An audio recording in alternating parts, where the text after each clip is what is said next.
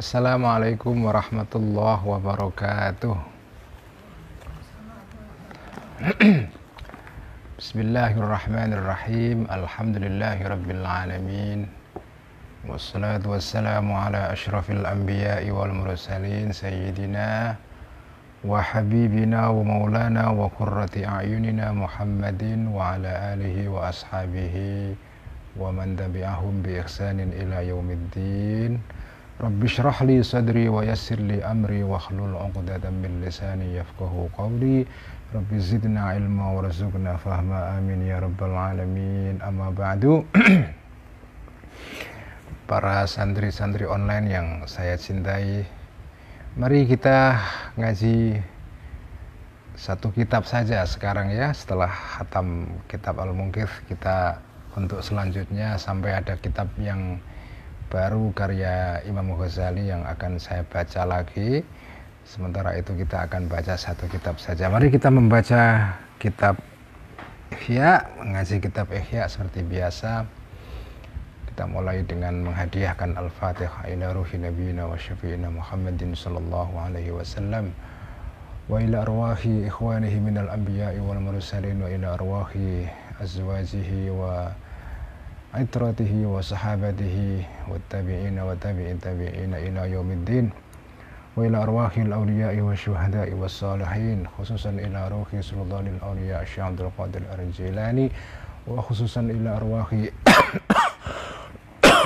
awliya'illahi ta'ala ashabi turuqil mu'tabarah, wa ila arwahi awliya'i ardi Jawa qaddasallahu asrarahum wa nawwara dharaihahum wa adalim barakatihim wa nafa'ana bi'ulumihim, wa ila arwahi al-ulama'is salihin wal muallifin wal musannifin, khususan muallifa kitab Ihya Ulumuddin Hujjatul Islam Abi Hamid Al-Ghazali rahimahullahu ta'ala wa qaddasa sirrah wa nawwara dharihah wa adalim barakati wa nafa'ana bi'ulumi wa amadana bimadadi sayyudillahi lahumul fatihah. A'udzu billahi minasyaitonir rajim. Bismillahirrahmanirrahim. Alhamdulillahi rabbil alamin arrahmanir rahim maliki yaumiddin iyyaka na'budu wa iyyaka nasta'in ihdinas siratal mustaqim siratal ladzina an'amta 'alaihim ghairil maghdubi 'alaihim waladdallin amin. Bismillahirrahmanirrahim. Qala al-muallifu rahimahullahu ta'ala wa nafa'ana bihi wa bi'ulumihi fid dharain amin. Rabbi yassir wa a'in. Kitab Ihya halaman 1013 ya. Tiga baris ketiga dari bawah, wa dzakara jama'atan ya. Qutilu 'alal kufri hatta inna man lam ya'lam 'aqibatahu kana yal'anuhu fanuhiya anhu. Wa dzakara ya. Ini kita masih membicarakan mengenai larangan untuk melaknat orang ya. Nah, ini banyak kisah dari Kanjeng Nabi, dari sahabat-sahabat, juga dari para sufi-sufi ya. Wa dzakara, dan menyebut ya. Dan menyebut Kanjeng Nabi maksudnya ini. Jama'atan, sekelompok orang, kutilu yang terbunuh, jamaah ini alal kufri, atas kekufuran, orang-orang yang meninggal dalam keadaan kafir, hatta innaman, sehingga sesungguhnya orang lam ya'lam, yang tidak tahu ya Kanjeng Nabi, akibatahu, akibatnya orang ini, karena ada Kanjeng Nabi yal'anu, melaknat juga Kanjeng Nabi hu, kepada man ini, fanuhiya, maka dicegah Kanjeng Nabi anhu, dari melaknat. Jadi Kanjeng Nabi pernah ya pada satu saat dalam hidupnya melaknat sejumlah orang ya, yang jelas-jelas memang orang-orang itu meninggal dalam keadaan kafir ya. Juga orang-orang yang Kanjeng Nabi tidak tahu pasti akibat atau ujung dari orang itu ya. Sekarang mungkin kafir, tapi nanti ujungnya tidak diketahui karena masih hidup ya. Nah, Kanjeng Nabi pernah melaknat beberapa secara spesifik ya. Nah, akhirnya Kanjeng Nabi dicegah, dilarang oleh Allah melakukan hal itu ya. Nah, salah satu kasus atau kejadian ini terjadi pada peristiwa ya. Peristiwa yang disebut dengan peristiwa Sumur Maunah ya, Sumur Maunah, Bi'ru Maunah. Ini peristiwa yang terjadi pada seperti sekarang ini bulan Safar ya, bulan setelah Muharram ya. Pada tahun keempat Hijriah ya. Satu ketika Kanjeng Nabi pernah didatangi oleh seorang sahabat, bukan sahabat ya, dari seorang tokoh dari daerah Najd ya. Daerah Najd itu daerah yang sekarang wilayahnya ibu kota Saudi Arabia itu Riyadh itu ya. Itulah daerah lahirnya gerakan Wahabi ya. Tapi ini nggak ada kaitan dengan Wahabi ya. Nah, ini ada satu tokoh dari daerah Najd itu datang kepada Kanjeng Nabi. Kemudian Kanjeng Nabi menawarkan kepada orang ini supaya masuk Islam. Orang ini menolak ya. Saya lupa namanya ya. Malik bin Azib atau siapa ya. Jadi tokoh ini ditawari oleh Kanjeng Nabi masuk Islam, menolak. Tetapi kemudian dia meminta kepada Kanjeng Nabi untuk mengutus salah seorang pengikutnya, sahabatnya untuk datang ke desanya, ke daerahnya untuk mengajari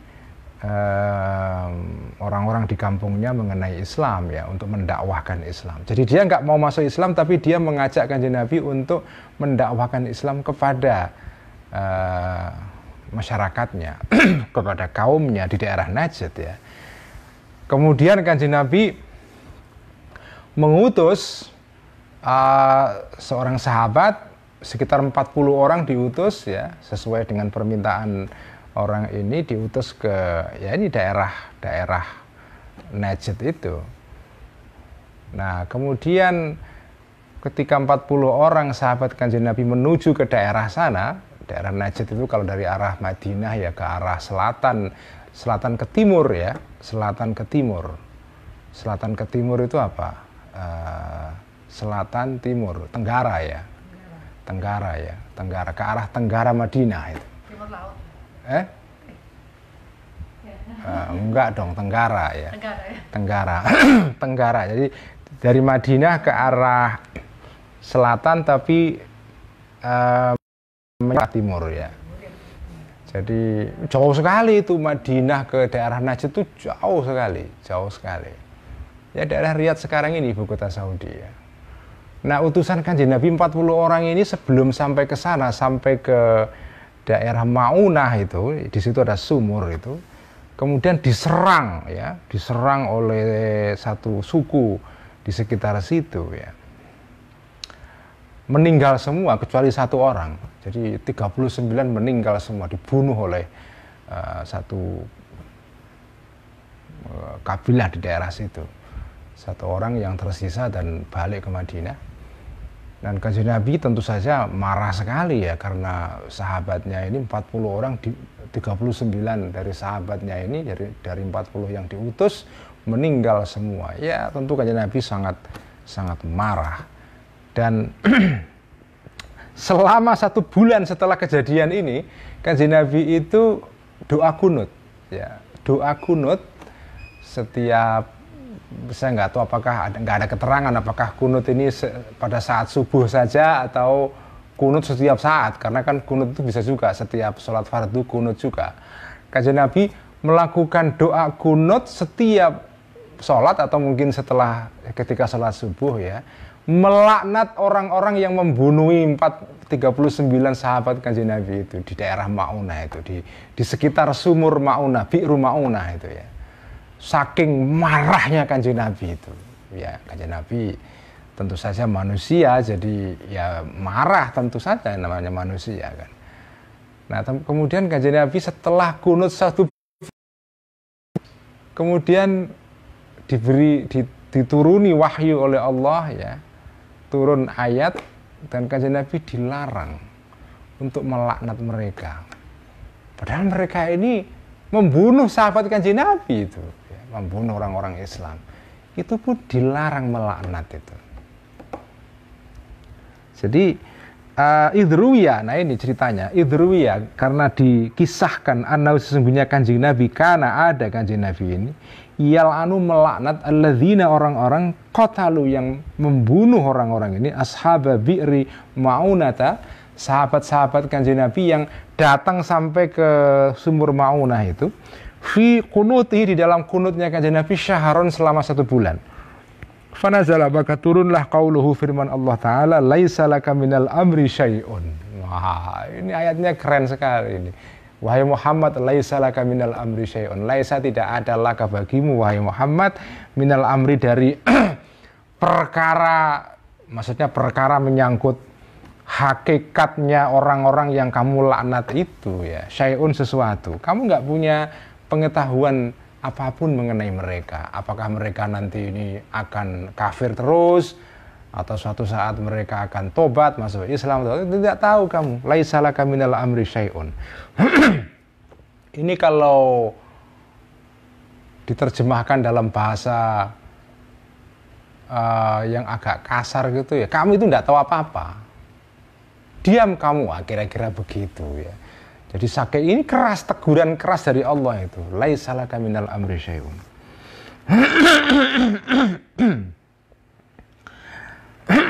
Au yatuba alaihim, atau menerima tobat Allah alaihim, terhadap orang-orang yang kamu laknat itu. Au yu'adziba, atau apakah Allah akan menerima tobat mereka? Au yu'adziba, atau menyiksa Allahum kepada mereka ini, ya, fa innahum, karena sesungguhnya mereka ini zalimun, orang-orang yang zalim. Kamu nggak tahu apakah mereka nanti tobat lalu Allah menerima tobat mereka, atau mereka tetap kafir sehingga mereka akan diganjar, dihukum oleh Allah nanti di kemudian hari, ya. Kamu nggak tahu, ya. Kamu nggak tahu. Jadi kamu nggak usah melaknat mereka. Ini ayat teguran dari Allah yang lumayan keras kepada Kanjeng Nabi, ya. Yakni, maksudnya ayat ini, yakni maksudnya annahum, sesungguhnya orang-orang yang membunuhi ashabu bi'ri ma'unah itu, rubbama yuslimuna, mungkin saja suatu saat, ini fi'il mudhari', ya, jadi menandakan masa depan. Yuslimuna, mungkin saja mereka akan menjadi Islam. Famin aina, maka dari mana, ta'lamu, mengetahui engkau wahai Muhammad, annahum, sesungguhnya mereka ini mal'ununa, adalah terlaknat, dalam pengertian dijauhkan dari rahmatnya Allah. Kamu tidak tahu. Nah, inilah pelajaran yang penting, ya. Kanjeng Nabi saja melaknat. Kanjeng Nabi loh, ya, kan beliau ini diberikan informasi oleh Allah mengenai orang-orang yang kafir atau munafik atau fasik, itu dikasih tahu. Tapi itu pun Allah melarang Kanjeng Nabi melaknat itu, ya. Melaknat secara spesifik, ya. Wakadzalika, begitu juga man, orang-orang bana, yang jelas-jelas mautu lana, bagi kita, mautuhu, matinya orang ini, alal kufri, dalam keadaan kafir, ya. Jaza boleh laknuhu, melaknat orang ini, wajaza, dan boleh dhammuhu, mencela orang ini. Tetapi, ya, ini makanya belajar penting, ya. Ya, orang yang jelas-jelas mati dalam keadaan kafir, ya, boleh dicela, boleh dilaknat, ya. Tapi harus atau dianjurkan, kalau misalnya terpaksa kamu harus melaknat mereka karena apa, ya, ya boleh saja. Tetapi dengan syarat illam yakun, jika tidak ada fihi, di dalam melaknat ini, azan, menyakiti ala muslimin, terhadap orang muslim. Fa in kana, maka jika ada melaknat ini, yaitu fa in kana, jika ada azan ini, menyakiti itu atau sakit itu, lam yajuz, maka tidak boleh melaknat. Jadi kalau kamu melaknat orang kafir, Nah, tindakan melaknat kamu ini menimbulkan sakit hati kepada orang muslim yang lain. Artinya orang muslim ini saudaranya orang kafir ini. Ya saudaranya kamu laknat, pasti kan sakit hati. Nah, kamu tidak boleh melaknat orang kafir yang itu menimbulkan sakit hati kepada saudaranya yang muslim. Dan ini ada kisahnya, kama ruya, sebagaimana dikisahkan anna Rasulullah, sesungguhnya Rasulullah sallallahu alaihi wasallam sa'ala, pernah bertanya kanjeng Nabi ini Abu Bakrin kepada Abu Bakar, sahabat Abu Bakar radhiyallahu anhu, an qabrin, tentang kuburan. Kanjeng Nabi lewat satu saat, melewati sebuah kuburan, marra yang lewat kanjeng Nabi bihi terhadap kuburan ini, wahwa dalam keadaan kanjeng Nabi ini yuridu menuju at-Ta'ifa, kota Taif ya. Ini kemungkinan mungkin pada saat Fathu Makkah ya, setelah kanjeng Nabi menaklukkan kota Makkah ya, kan kanjeng Nabi kemudian menaklukkan kota Taif ya, datang ke kota Taif untuk menaklukkan kota Taif ya. Jadi ini peristiwa terjadi pada saat akhir-akhir hayat kanjeng Nabi. Lewat sebuah kuburan bersama Abu Bakar, nanya ini kuburan siapa? Karena kan kanjeng Nabi waktu kanjeng Nabi itu kan meninggalkan tanah airnya kan sekitar hampir 13 tahun. Setelah hijrah 13 tahun nggak pernah pulang. Nggak pernah pulang. Lama sekali itu. Itu ya kayak orang sekolah di luar negeri meraih gelar master, doktor, postdoc sampai selesai gak pulang-pulang. Ayo selama itu kira-kira 13 tahun kanjeng Nabi tidak pernah pulang ke Mekah.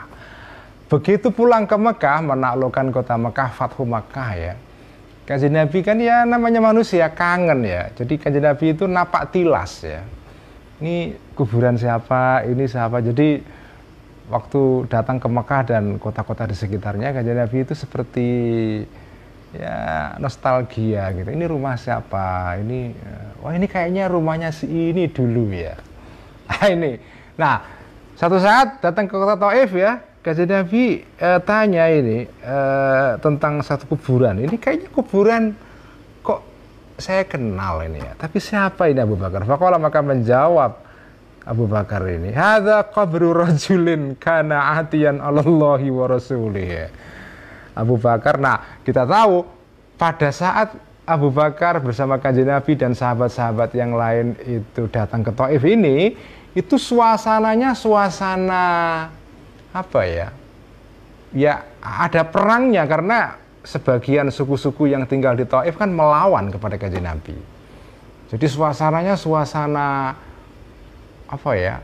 Yang agak emosional ya, bukan suasana damai dan suasana wajar gitu, enggak. Suasananya agak emosional karena ada daerah-daerah yang didatangi kanjeng Nabi melawan itu. Makanya jawaban Abu Bakar ini agak apa ya? Agak ketus kira-kira gitu ya. Siapa ini Abu Bakar? Kuburan ini, hadza, kuburan ini adalah qabru rajulin. Kuburannya seorang laki-laki, karena yang ada orang ini atian, sombong orang ini, sombong banget itu atian. Arogan banget ya, apa ya, pokoknya sombong banget. Sekedar takabur, kalau takabur itu sombong biasa.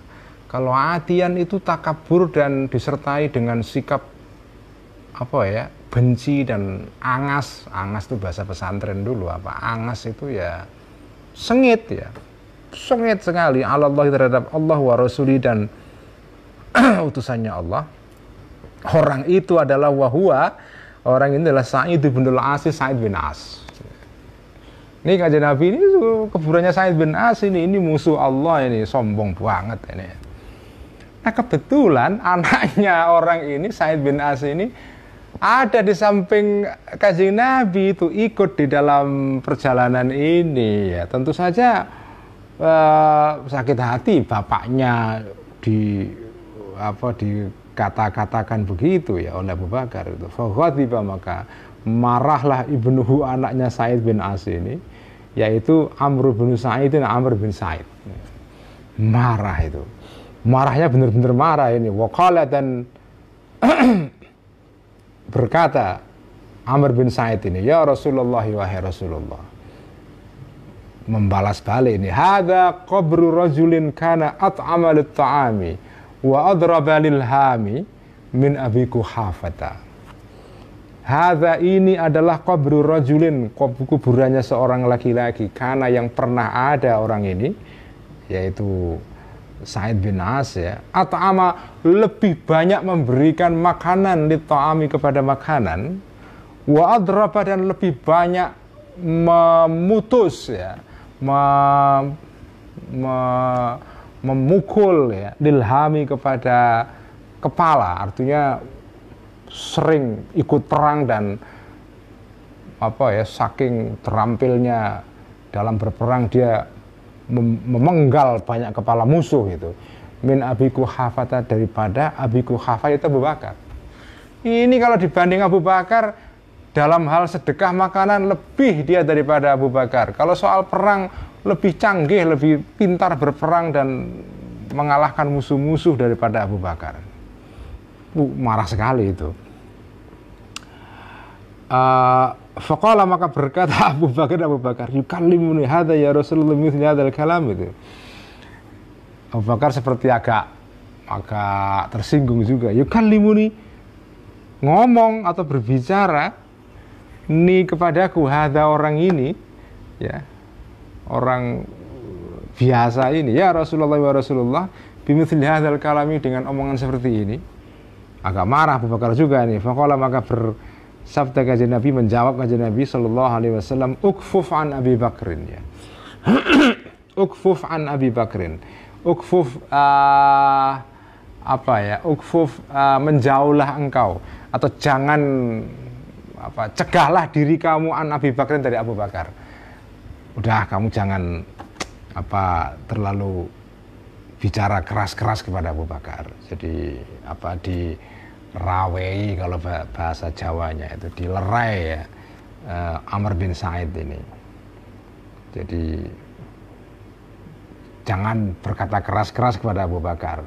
Ini Abu Bakar ini tokoh sepuh, kamu jangan macam-macam, kira-kira gitu. Tapi fansarafa, maka pulanglah kanjeng Nabi, artinya pergi, ya, meninggalkan kuburan ini. Setelah kanjeng Nabi berada di sebuah tempat sendiri bersama Abu Bakar, thumma aqbala, kemudian menghadapi kanjeng Nabi ala Abi Bakrin, kepada Abu Bakar. Faqala, maka berkata kanjeng Nabi, ya Abu Bakrin, kanjeng Nabi kasih nasihat, ya, kepada sahabat yang terkasihnya ini. Ya Abu Bakrin, wahai Abu Bakar, idza dzakartum, ketika menyebut engkau. Ini kemungkinan juga ketika kanjeng Nabi mengatakan hal ini tidak saja kepada Abu Bakar, tapi mungkin juga di sekitarnya ada orang-orang lain. Karena itu redaksinya idza dzakartum, jika kalian, jadi dalam bentuk plural, jamak, ya. Wahai Abu Bakar dan orang-orang lain, idza dzakartum, ketika menyebut kalian al-kuffar, orang-orang kafir. Kalau kalian ingin melaknat atau mencela orang-orang kafir, ya, karena suatu keadaan terpaksa harus mencela mereka, maka fa'ammimu, maka sebutlah secara umum, wahai kalian ini. Jangan secara spesifik, by name itu jangan dimention secara langsung, umum saja, jangan dimention, ya. Fa'innakum, karena kalian semua ini, idza khassastum, jika menyebut secara spesifik, jika memention kalian, kalau dalam bahasa medsosnya sekarang itu, jika kalian men-tag orang secara spesifik, ya, dalam keadaan kamu ingin mencela atau mengkritik atau melaknat orang-orang tertentu, kamu mention langsung, maka pastilah ghadiba, akan marah al-abna'u, anak-anak yang bapaknya kamu laknat, lil abai, karena membela atau solider, setia kawan untuk bapak-bapak mereka atau ayah-ayah mereka itu. Fakaffa, maka mencegah kanjeng Nabi an-nasa, tindakan melaknat seperti ini, atau dari tahsis tadi itu, ya, melaknat secara khusus. Menarik sekali ya. Jadi ini etika di dalam, ya melaknat itu bukan dianjurkan ya, tapi kan ya namanya manusia ya. Kadang-kadang kita ya karena marah atau karena situasi tertentu terpaksa kita harus marah juga.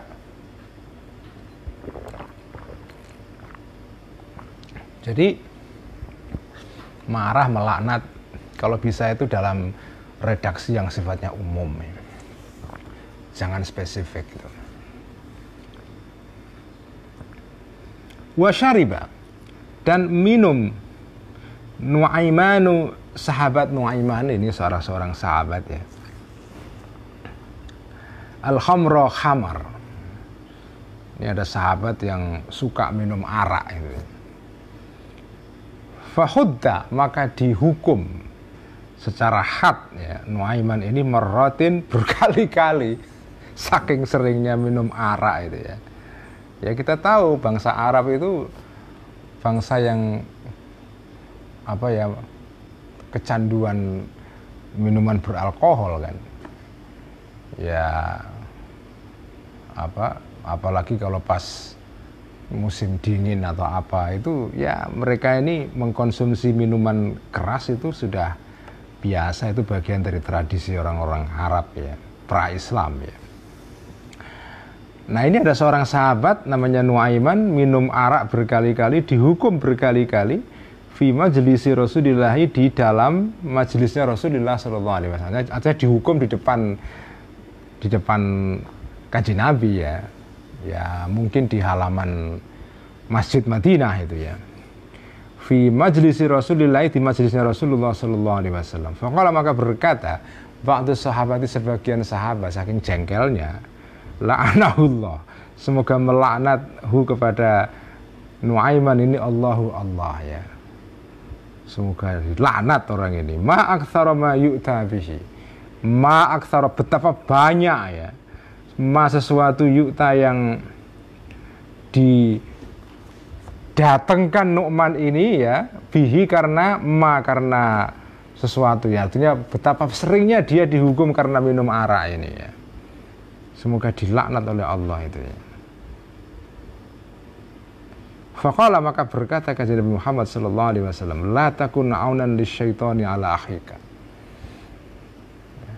Begitu Nu'aiman dilaknat oleh sahabat yang lain, Kanjeng Nabi melarang, la takun, jangan ada engkau aunan sebagai penolong lisyaitani, kepada syaitan, ala akhika, terhadap saudaramu sendiri sesama muslim, yaitu Nu'aiman. Artinya apa? Kalau kamu melaknat Nu'aiman gara-gara dia banyak minum arak dan dihukum karena tindakannya itu sama saja kamu menolong syaitan. Karena kan melaknat itu artinya adalah mendoakan orang itu supaya dijauhkan dari rahmatnya Allah. Dan itu kan memang harapannya syaitan begitu, supaya orang-orang itu dijauhkan dari rahmatnya Allah, dilaknat, sebagaimana iblis juga dilaknat oleh Allah, syaitan juga dilaknat. Artinya kamu menolong syaitan untuk mendapatkan teman baru. Jangan itu. Wa fi riwayatin, dan di dalam riwayat yang lain dikatakan la taqul. La taqul, jangan mengatakan engkau. Ini hadis yang lain redaksinya beda. La taqul, jangan mengatakan engkau. Hadza, hal seperti ini, yaitu melaknat itu. Fa innahu, karena sesungguhnya Nu'aiman ini yuhibbu, mencintai Nu'aiman ini Allah, kepada Allah, wa rasulahu, dan utusannya Allah, walaupun dia minum arak. Ya memang kebiasaan sejak dari pra-Islam dia suka minum alkohol ya. Tapi itu tidak menafikan fakta dia ini mencintai Allah dan Rasulnya. Jadi nggak boleh kamu lanat itu. Fanaha, maka mencegah Kanjeng Nabi kepada ba'du sahabat tadi itu, andzalika, dari melaknat tersebut. Wa hadza, ini semua yadul, menunjukkan, hadza ala anna la'na fasiqin, sesungguhnya melaknat seorang yang fasik. Fasik itu artinya orang mukmin, beriman, Islam, tapi melakukan sesuatu, yang melakukan maksiat ya, melakukan kejahatan itu. anna la'na fasikin, sesungguhnya melaknat orang fasik bi'aini secara khusus ya, secara ainnya atau khususnya orang fasik ini, artinya menyebutkan namanya, ghairu jaisin, tidak boleh, nggak boleh itu. Wa alal jumlati, dan secara keseluruhan, kesimpulannya saudara-saudara, fa fi la'nil ashkhasi, di dalam melaknat orang-orang tertentu secara spesifik ya, menyebut nama mereka, itu sesungguhnya khatarun, ada bahaya. Karena itu fal yuztanab, sebaiknya dihindari melaknat ini. Wala khatara, dan tidak ada bahaya apapun fisukuti, di dalam diam, an la'ni iblisa, dari melaknat iblis, walaupun dia ini terang-terang musuhnya Allah ya, masalan umpamanya, fadlan apalagi an ghairihi, dari selain iblis. Kamu tidak melaknat iblis itu tidak apa-apa. Tidak ada keharusan melaknat iblis atau setan, itu enggak ada. Jadi kalau kamu tidak melaknat itu enggak dosa, dan tidak dianggap meninggalkan kebaikan, enggak ya. Apalagi tidak melaknat orang-orang yang selain iblis. Ini satu ajaran yang menarik dari kitab Ihya ya. Tidak melaknat iblis saja itu tidak menimbulkan dosa atau membuat seseorang itu harus dicela ya. Enggak apa-apa, enggak melaknat iblis itu. Tidak diharuskan dan juga tidak dianjurkan ya. Apalagi melaknat orang yang bukan iblis, yang kita tidak mengerti apakah orang ini memang sekarang ini mungkin kelihatannya dia jelek, tapi siapa tahu suatu saat dia menjadi orang baik. Jadi melaknat iblis saja tidak diperintahkan, dan tidak melaknat iblis juga tidak berarti kamu meninggalkan kebaikan, apalagi tidak melaknat orang-orang yang selain iblis. Karena itu pada dasarnya melaknat itu dihindarkan. Dan kalau sampean pelajari ya, keterangan Imam Ghazali di antara seluruh afatul lisan ya, yang 8 atau 9 itu dari afat-afat atau bahaya mulut itu, bahaya yang inilah yang banyak diulas oleh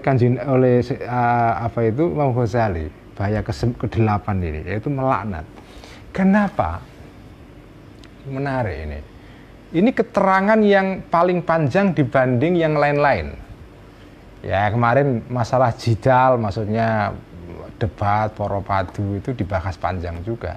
Tapi tidak sepanjang yang pembahasan mengenai soal melaknat ini.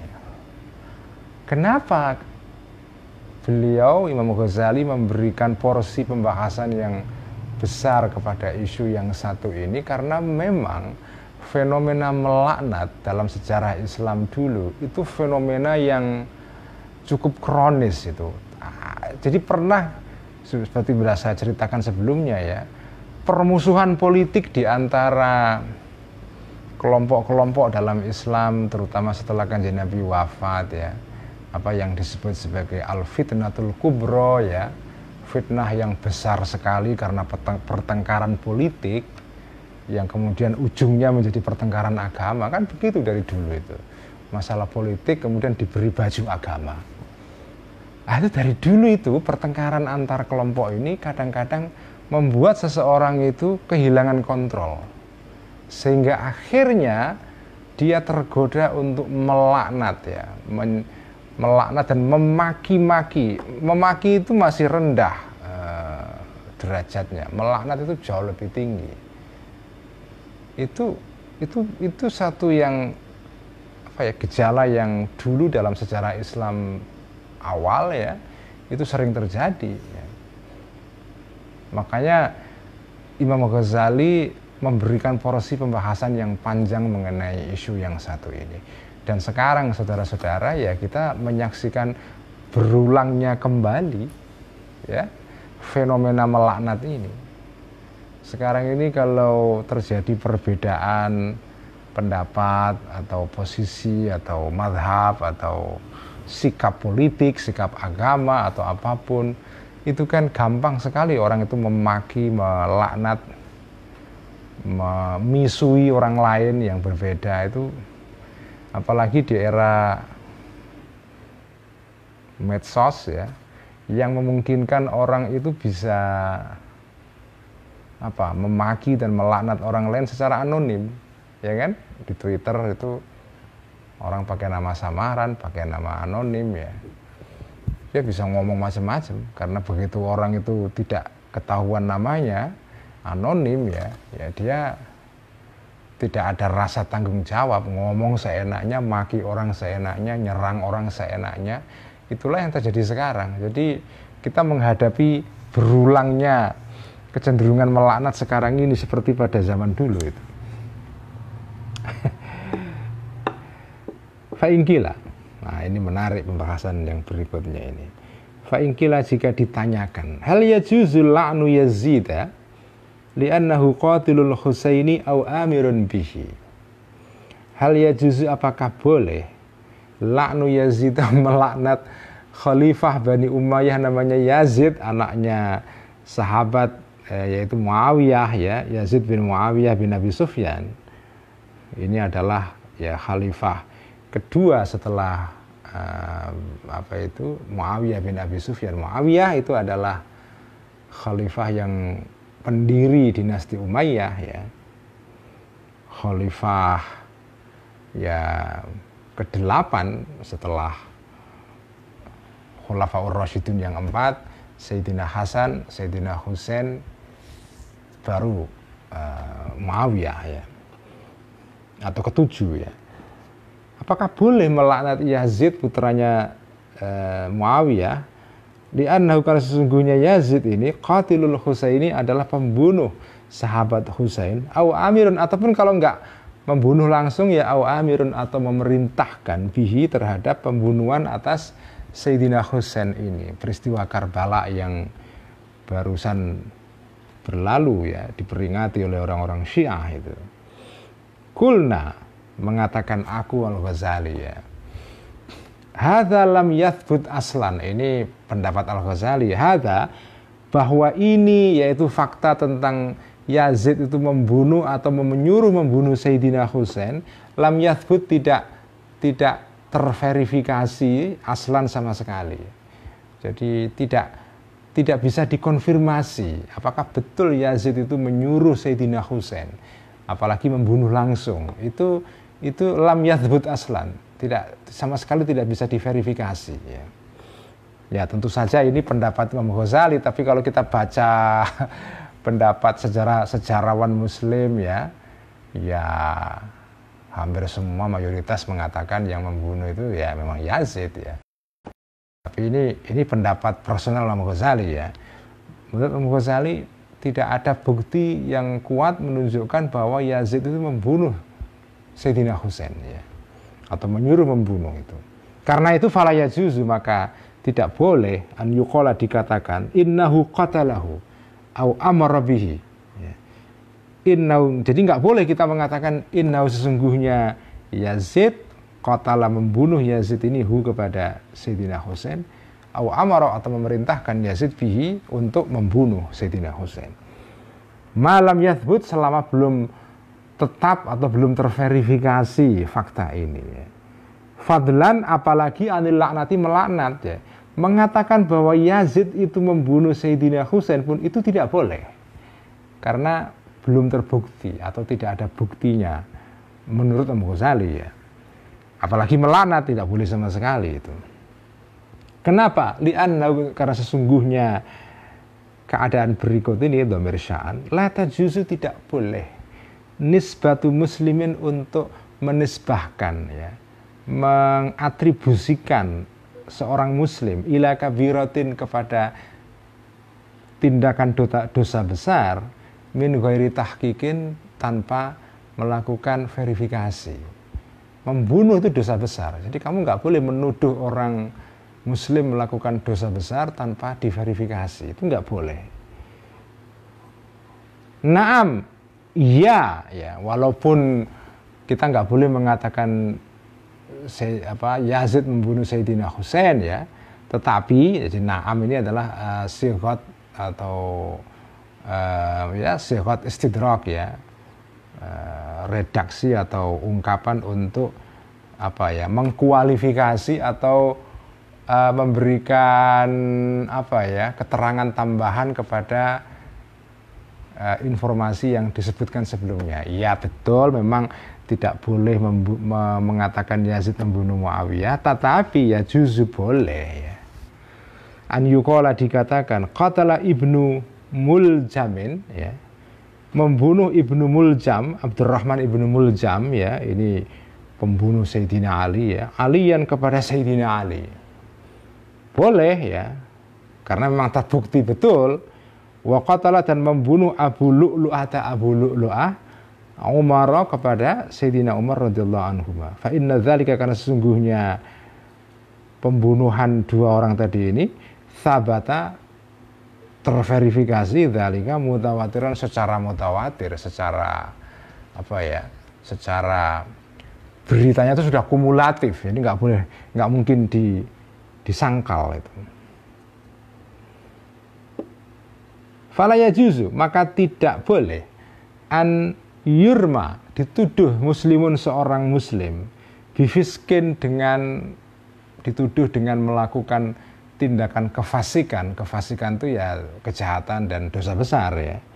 Au kufrin, atau tindakan kekufuran, min ghairi tahqiqin, tanpa melakukan verifikasi, tabayyun ya. Itu nggak boleh itu. Nah ini sekarang kita menyaksikan hal yang sebaliknya ya. Orang menuduh orang lain melakukan ini, melakukan itu, murtad, kafir, waduh udah biasa sekarang ini ya. Gejala takfir itu sekarang sudah apa, kayak sesuatu yang normal itu ya. Nah itu nggak boleh itu.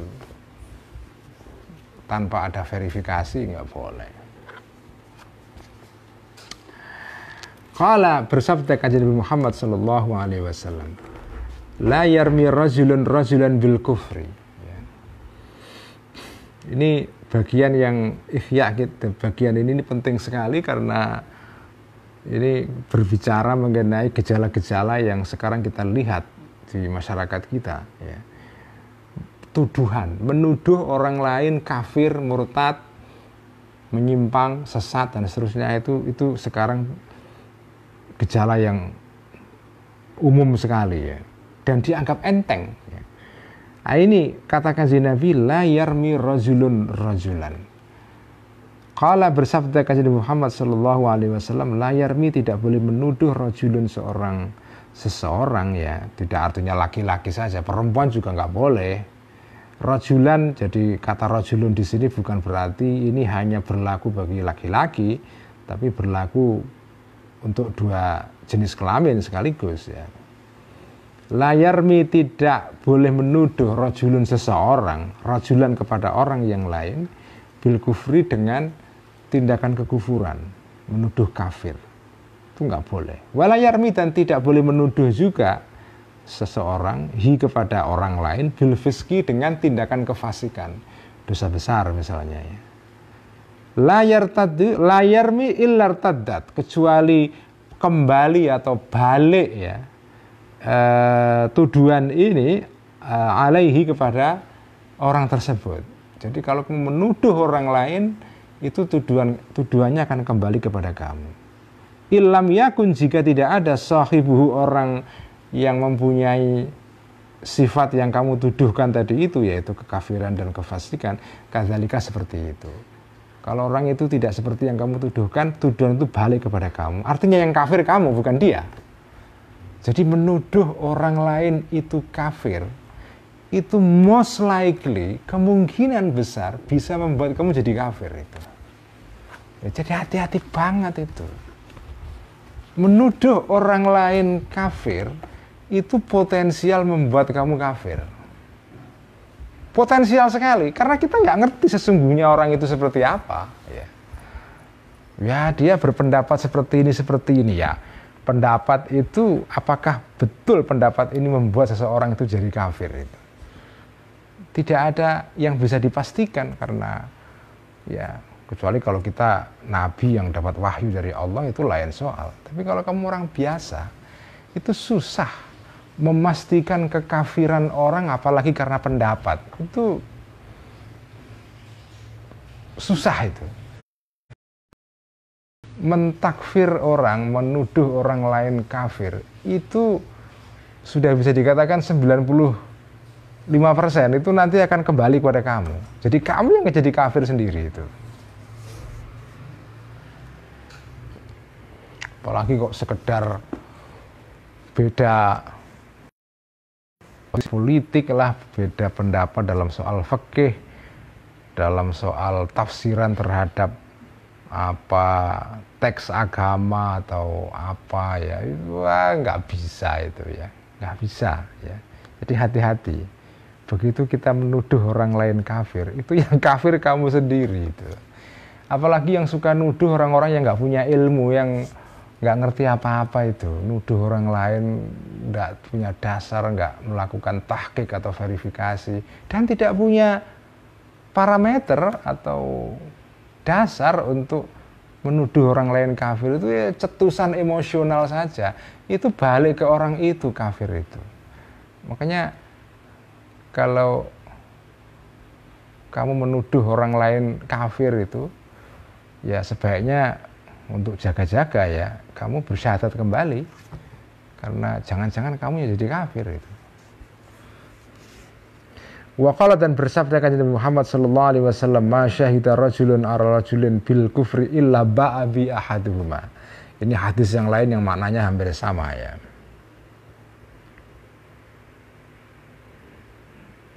Ma syahida, tidak menyaksikan atau membuat kesaksian rajulun seseorang ala rajulin terhadap seseorang yang lain bil kufri dengan atau terhadap kekufuran ya.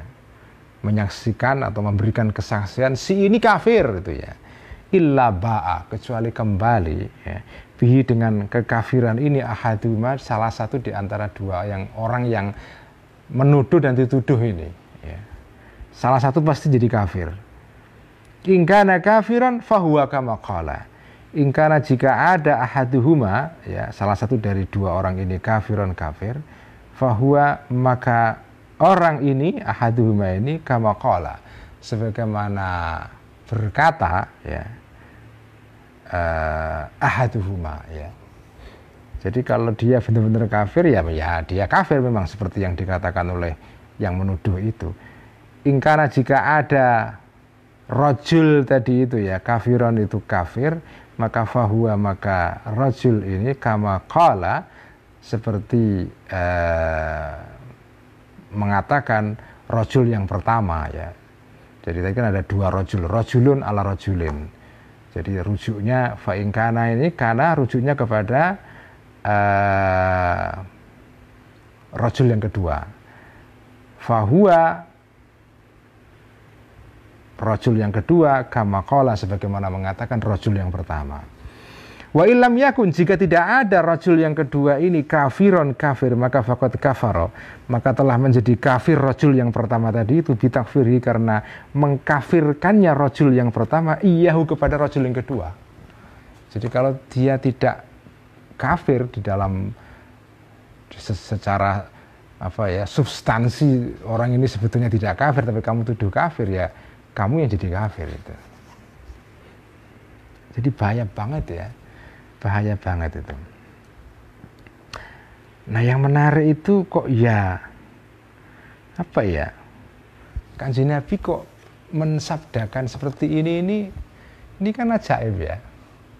Karena fenomena menuduh orang lain kafir itu belum terjadi pada zaman Kanjeng Nabi, itu belum ada itu. Nggak ada lah orang menuduh orang lain kafir pada zaman Kanjeng Nabi itu.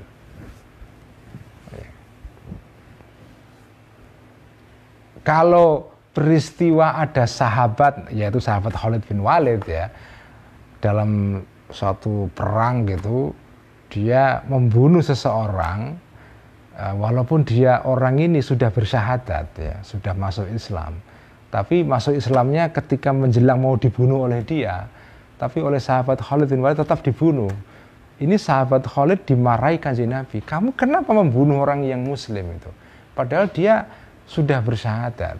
Lalu jawaban Khalid bin Walid, ya dia bersyahadat kan karena sudah mau saya bunuh Kanjeng Nabi, jadi takut saja, bersyahadatnya tidak jujur, tidak genuine, itu karena ketakutan saja. Itu nggak boleh ya. Nah, tapi kalau mengkafirkan orang lain itu belum, sebagai gejala belum terjadi pada zaman Kanjeng Nabi. Jadi, nah tetapi kok Kanjeng Nabi mensabdakan hadis seperti ini, itu menandakan bahwa Kanjeng Nabi itu seperti memprediksi ya, bahwa suatu saat nanti ya, mengko zaman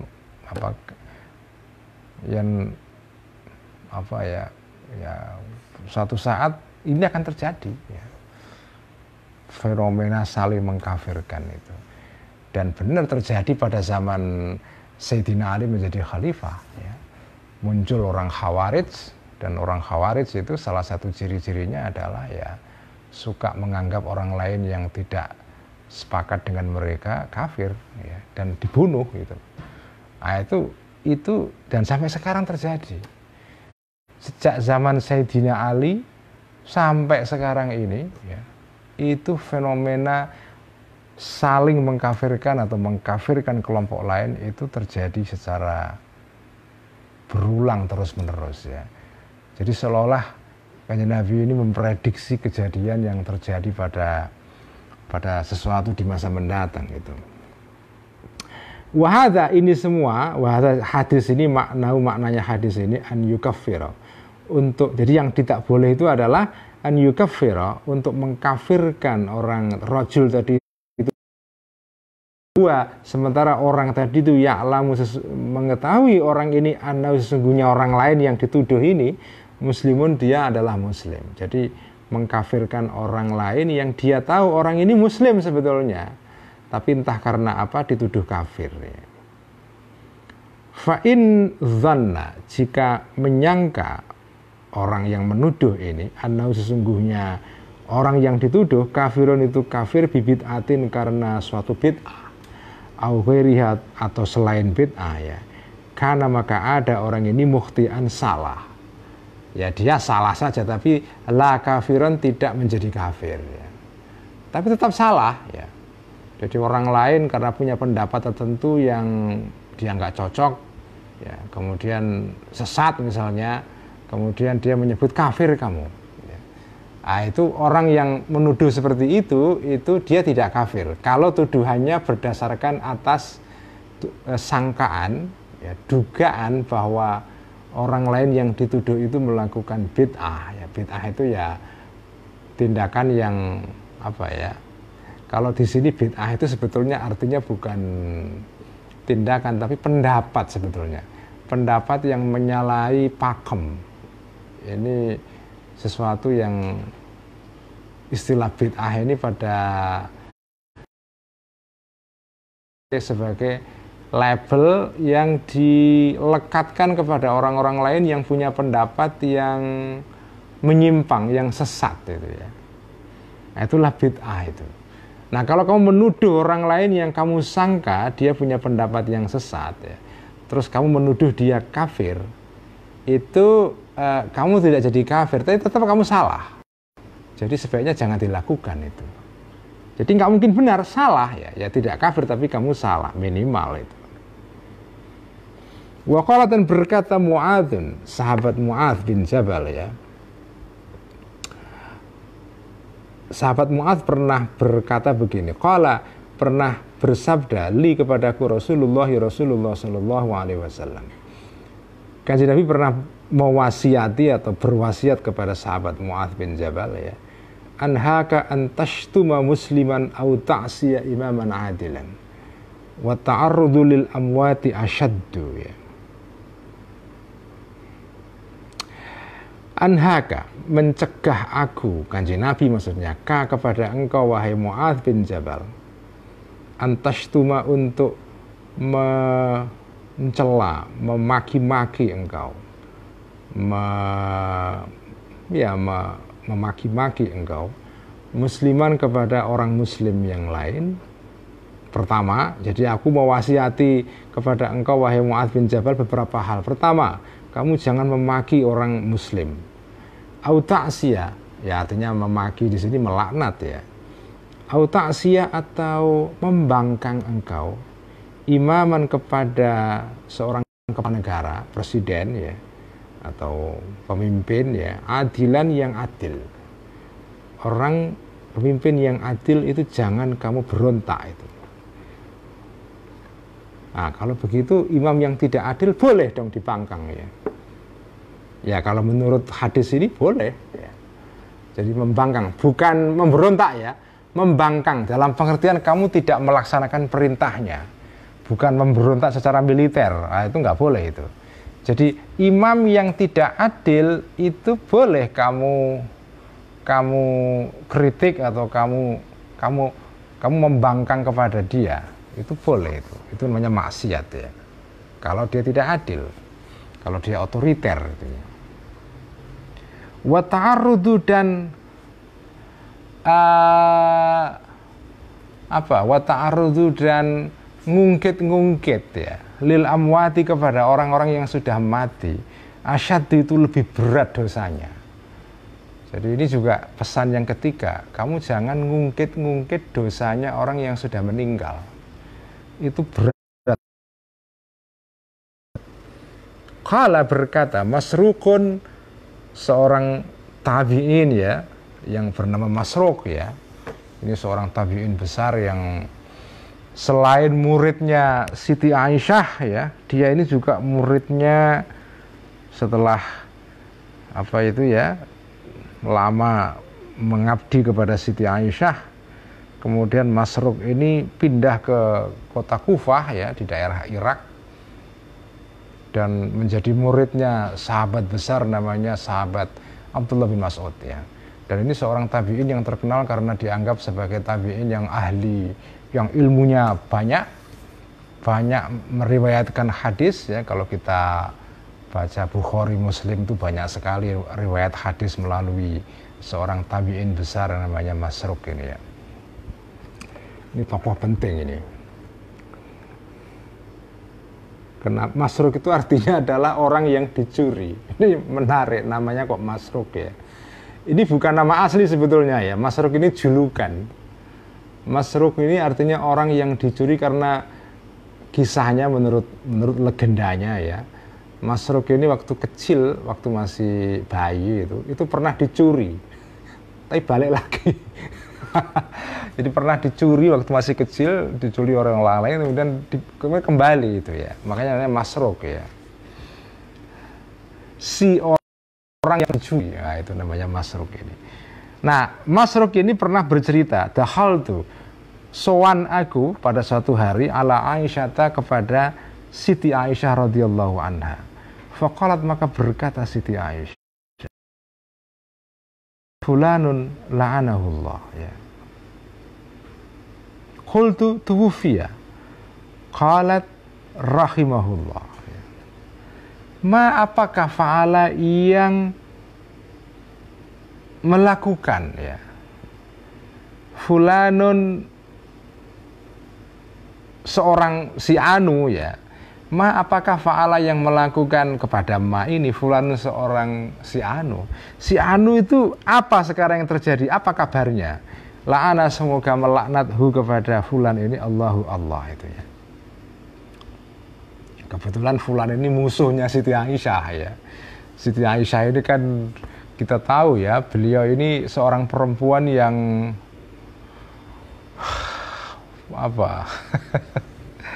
ini Siti Aisyah ini unik ya. Siti Aisyah ini salah satu istrinya Kanjeng Nabi yang paling asertif ya. Asertif itu artinya punya kepribadian yang kuat dan punya posisi politik yang blak-blakan. Tidak orang yang ingin menyenangkan semua orang, enggak. Siti Aisyah ini orang yang terus terang. Dia punya pendapat atau posisi politik tertentu, misalnya dia tidak setuju dengan Sayyidina Ali misalnya ya dia belak-belakan, dan dia bahkan pernah memimpin perang melawan Sayyidina Ali.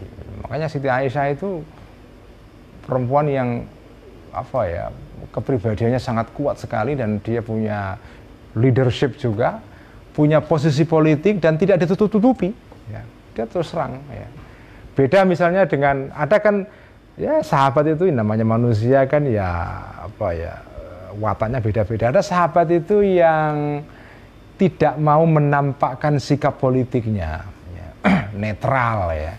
Ketika terjadi konflik atau polarisasi dalam masyarakat ya, beliau tidak mau kelihatan kemana berpihak ya, mencoba menjauhkan diri dari apa ya konflik, dari pertengkaran dan mencoba bersikap netral ya.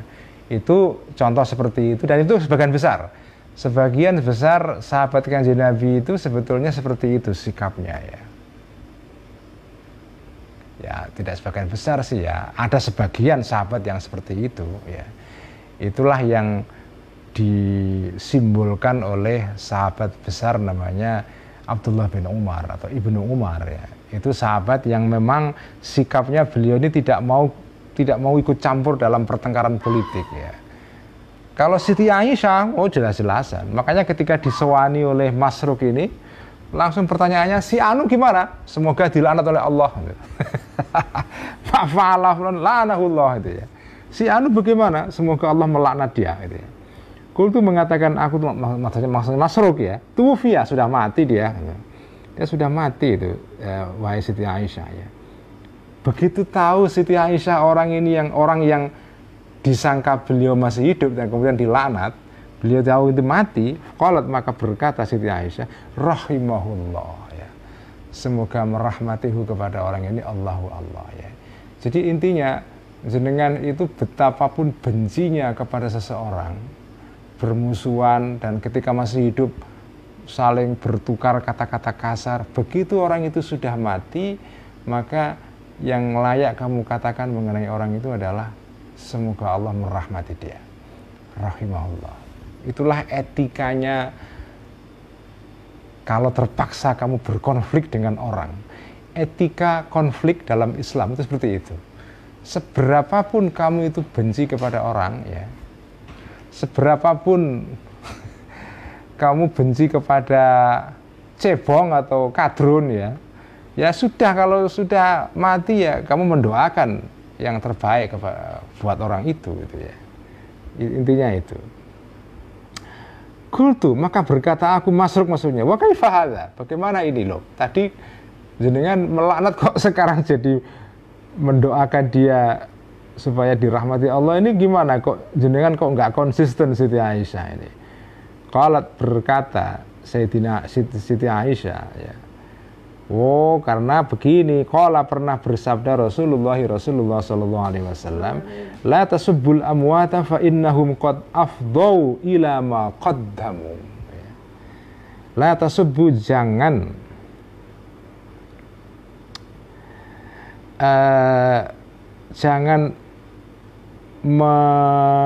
memaki-maki engkau ya. Jangan memaki-maki engkau al-amwata kepada orang-orang yang sudah mati. Jangan gersing itu apa ya? Gersing itu apa? Menyumpah ya. Jangan menyumpahi engkau al-amwata kepada orang-orang yang sudah mati. Fa innahum, karena sesungguhnya al-amwat ini qad afdau, sudah sampai orang-orang ini ilama kepada sesuatu qaddamu yang sudah pernah melakukan orang-orang ini.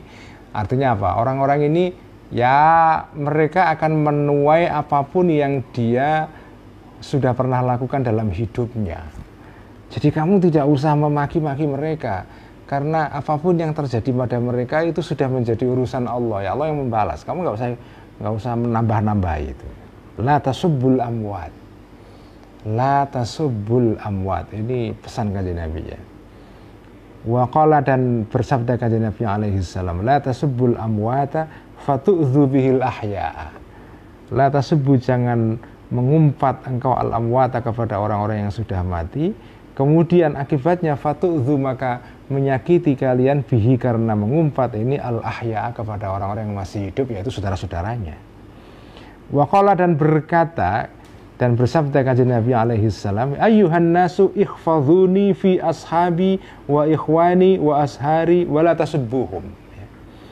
Ayyuhan nasu, wahai manusia, maksudnya wahai orang-orang, wahai para sahabatku, ikhfadhuni, jagalah kalian nih kepadaku, jagalah aku, fi ashabi, di dalam sahabat-sahabatku. Jangan kamu memaki sahabat siapapun mereka, wa ikhwani, dan teman-temanku, yaitu para nabi-nabi sebelum aku.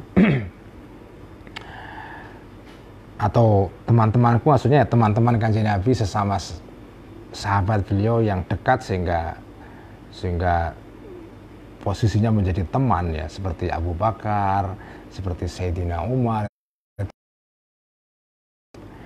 wa ashari, dan para ipar-iparku ya. Ashar itu bisa maknanya ipar, bisa mertua ya, bisa mantu, itu namanya adalah ashar ya. Jadi sihrun itu artinya adalah, jadi dalam Islam itu ada dua model kekerabatan ya, bukan dalam Islam, dalam kehidupan sosial itu kan ada dua jenis kekerabatan atau tiga ya dalam masyarakat Arab. Pertama, kekerabatan karena nasab ya, karena kita sama-sama keturunan dari orang tua atau kakek atau buyut yang sama, itu namanya nasab. Ada kekerabatan yang terjadi karena kita ngawini seseorang ya, itu namanya sihrun ya. Jadi orang itu bisa mertua kamu, mantu kamu, ipar kamu, itu namanya sihrun. Jadi sihrun itu bisa maknanya hubungan kekerabatan karena perkawinan secara horizontal, yaitu artinya adalah para ipar-ipar, atau secara vertikal, yaitu mertua kamu atau mantu kamu ya. Jadi itu sihrun itu. Jadi sihrun itu bisa horizontal, bisa vertikal. Ada karena kekerabatan terjadi karena kamu atau seorang perempuan menyusui seorang bayi. Itu namanya kekerabatan karena rodoah ya. Karena dulu dalam masyarakat Arab itu praktek perempuan menyusui anak-anak dari orang lain itu biasa. Begitu perempuan menyusui seorang anak, maka anak itu menjadi anaknya orang yang disusui itu. Artinya ada hubungan kekerabatan ya. Ya dia masih anaknya ibunya yang asli, tapi ibu yang menyusui si bayi ini akan menjadi ibunya dia, ibu sepersusuan maksudnya ya. Nah, kamu jangan menyakiti orang-orang yang menjadi sihrunku, menjadi iparku atau mantuku atau mertuaku ya. Maksudnya Abu Bakar ya, atau Sayyidina Umar ya, atau Sayyidina Utsman ya. Wala tasubbu, dan jangan memaki-maki engkau kalian hum kepada mereka ini. Ayyuhan nas, wahai para orang-orang, idza mata, ketika mati al-mayyitu seorang mayit, fadhkuru maka ingatlah, sebutlah kalian minhu dari mayit ini khairan, kebaikan. Inilah dalilnya haul itu ya. Ini dalil haul ini. Jadi sudah mati itu ya sebutlah hal yang mengenai orang itu. Makanya orang-orang Jawa atau praktek haul itu dilakukan karena melalui haul itu orang mengingat kebaikan orang-orang yang sudah meninggal itu. Nah, inilah dalilnya haul itu ya. Idza matal mayyitu fadhkuru minhu khairan. Dan jangan mengungkit kejelekan-kejelekannya. Karena itu dalam tradisi penulisan sejarah dalam Islam itu ada namanya satu jenis tulisan namanya manaqib. Manaqib itu artinya adalah tulisan tentang kebaikan-kebaikan orang yang sudah meninggal, atau obituari dalam istilah yang kita pakai sekarang ini ya. Jadi kamu jangan menyebut atau mengungkit-ungkit kejelekannya. Saya kira ini sekian ngaji Ihya malam ini, semoga kita mendapatkan berkah dan semoga melalui keberkahan kitab Ihya ini orang-orang yang sekarang, saudara-saudara, teman-teman, guru-guru kita yang sekarang sedang dicoba dengan penyakit oleh Allah Subhanahu wa taala diberikan kesembuhan. Amin. Mari kita tutup dengan bacaan sholawat tibbil qulub. Allahumma salli ala sayyidina Muhammadin طب القلوب ودوائها وعافية الأبدان وشفائها ونور الأبصار